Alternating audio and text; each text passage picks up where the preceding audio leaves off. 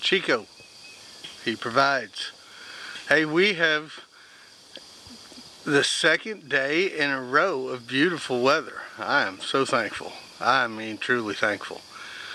We've spent a lot of time outside yesterday working in the garden, just getting things squared away. We're literally so far behind.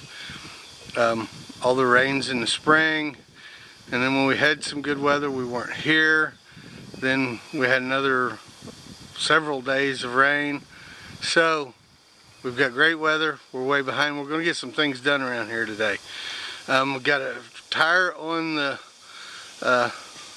riding lawnmower, which we use as a small tractor often. We drag stuff around with it. We put it to work. But anyway, it's got a front tire that keeps going flat, which isn't a major deal. My father-in-law that lives next door, he's got an air compressor. We just wheel up there and air it up, but it's time consuming, and you know, time's something none of us have enough of. So went and took our Lowe's card. You should see that video before this one, I think. And we got some tire sealant, not just fix-a-flat, but some tire sealant. So we're going to try to make that work today and get this tire squared away. Our deck looks horrible. We're going to try to get it squared away so that we can actually use it. Like last night was beautiful weather. We want to be able to come out and just sit on it and enjoy 10 minutes of solitude. We've got a bunch of buckets that's full of water. We got compost that needs turned. We got plants that need repotted. So a lot of stuff like that. Something else. Anyway, we've got a lot to do. Oh, we're raking up all the mulch from where the chickens have spread it far and wide. We're trying to get it all back to where it's supposed to be. And we're going to get borders put up before we bring the birds back, so that this isn't a continuing problem. And they killed off and ate my tiger lily. I had a tiger lily right there. When you come down the steps, it usually grew about 5 feet tall, 4.5 feet tall, and it was beautiful. But they ate every bit of it, dug it up. It didn't come back. They killed off a few things. They killed off one of our rose bushes, or at least the majority of it. Some of it's coming back. I think it'll survive. So, and deadheading our rose bushes is something that we need to do. And I haven't foraged our rose bushes this year. Usually the early petals, I'll pick some of those and put them in salads. They look good and they taste good. So, but we haven't done that this year. In fact, time's been such an issue that we haven't done any foraging this year, which is rare for us. So I'm not going to ramble on all day. I'll bring you in and out and show you some of the different things we got going on. If you guys like what we're doing, please give us a thumbs up and share this video anywhere you've a mind to. And it'd help us out if you'd hit that subscribe button and ring that little bell so you don't miss what we're doing. We appreciate you guys. Godspeed. See you in a bit. Hey guys, we're back. It's actually much later in the day. We got a lot done. Took axes and chopped out small black locust. Those things, they'll tear you up. They're a pain. So we're glad they're gone. Got them chopped out. Makes it easier to mow around. Got the deck cleaned off and organized. And one of the things that needs to be done for us to finish up today is these mother-in-law tongues, or snake plants, whatever you call them. By the way, what do you call them?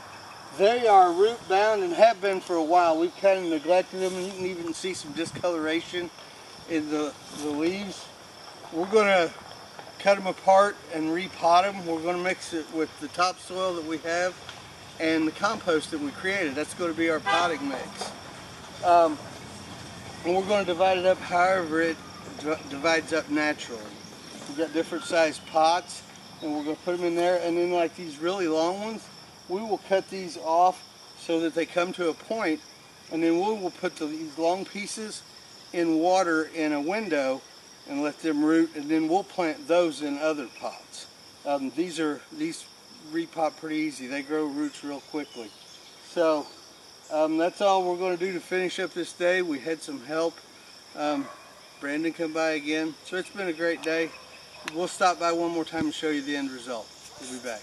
Okay, so we got all of them separated apart. We only had to cut, I think, 3.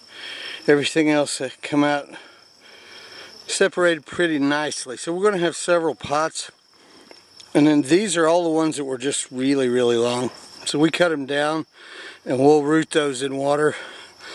And we'll plant them in soil probably somewhere around the fall, I guess. Reckoning? Yeah, I'm not redneck at all. So we're going to pot these.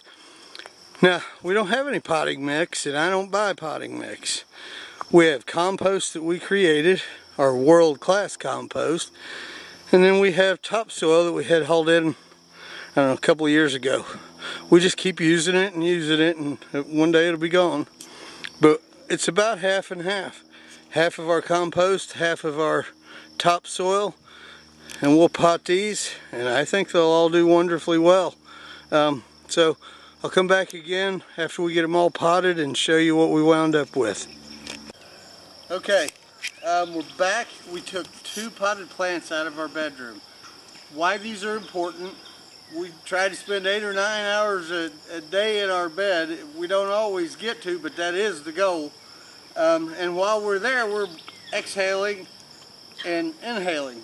These put off oxygen and they take in the carbon dioxide. So we help each other live. So we like to have plants in our bedroom. When we took 2 potted plants, we separated them the way that they wanted to come apart. We got 11 different pots of them.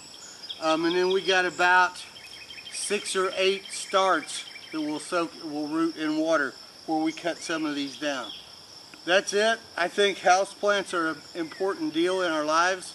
And I'm glad you came along. Godspeed.